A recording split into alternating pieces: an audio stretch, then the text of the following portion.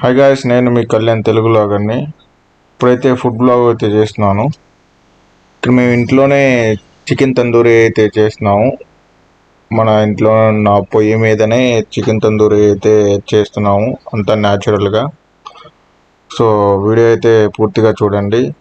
తప్పకుండా like, share and comment and subscribe చేయండి.